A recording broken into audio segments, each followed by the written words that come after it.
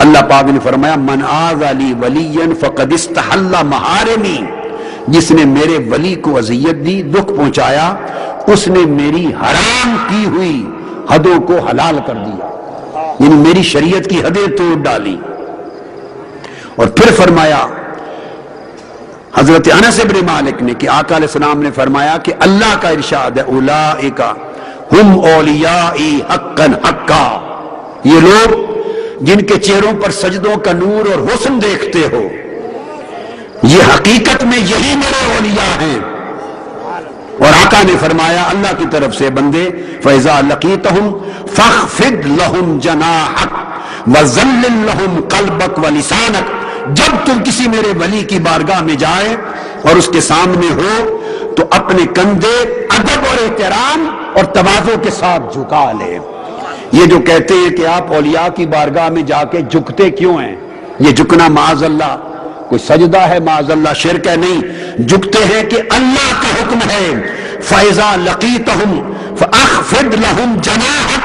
جب میرے ولی کی بارگاہ میں جاؤ تو ادب سے جھک جاؤ،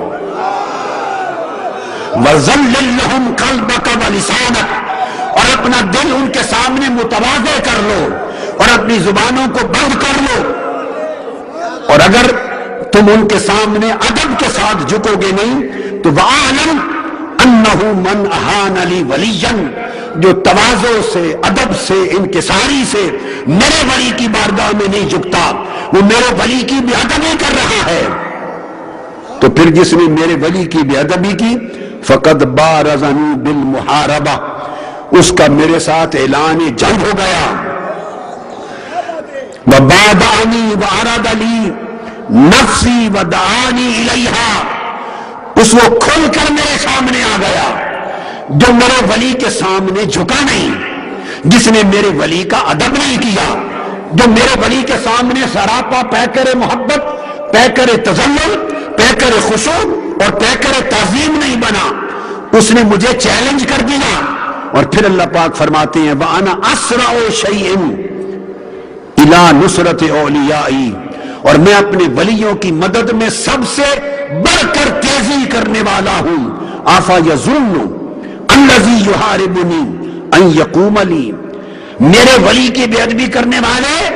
کیا تو یہ گمان کرتا ہے کہ میرے سامنے ٹک سکے گا؟ اللہ پاک فرماتے میرے اولیاء کی بے ادبی کرنے والے، کیا تو اس گمن میں ہے کہ تو میرے سامنے ٹکا رہے گا؟ اور یظن ان یعجزنی، یا تو یہ گمان کرتا ہے کہ مجھے عاجز کر دے گا؟ اور یظن ان یسبقنی، یا یہ گمان کرتا ہے کہ تیری طاقت مجھ سے بڑھ جائے گی؟ فکیف وانا الصائر لهم فی الدنیا والآخرہ لا اعقل نصرتهم الی غیری، یہ کیسے ممکن ہو سکتا ہے کہ میں اس پوری دنیا میں اور زندگی میں سب سے بڑھ کر اپنے اولیاء کی عزت کی خاطر ان کے ہر بے ادب سے انتقام لینے والا ہوں اور قیامت کے دن میں انتقام لینے والا ہوں؟ اور سن لے،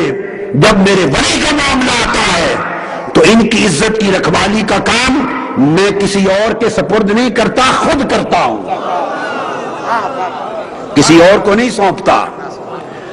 ولیوں کی عزت کی رکھوالی کا، ولیوں کی حرمت کی رکھوالی کا، ان کی عظمت کی رکھوالی کا کام میں خود اپنے ذمے لیتا ہوں۔ فرمایا لا اعقل نصرتهم الی غیری، ان کی مدد کرنا، ان کی عزت و حرمت کی حفاظت کرنا، یہ نہیں میں فرشتوں کے سپرد کر دوں کہ تم خیال کرو، نہیں، سارے کام فرشتوں سے لیتا ہوں، مگر اپنے ولی کی عزت و حرمت کی حفاظت خود کرتا ہوں۔ اسے امام ابو نعیم نے اور امام ابن ابی عاصم نے اور بہت سارے ائمہ نے طرق صحیحہ اور جیدہ کے ساتھ روایت کیا۔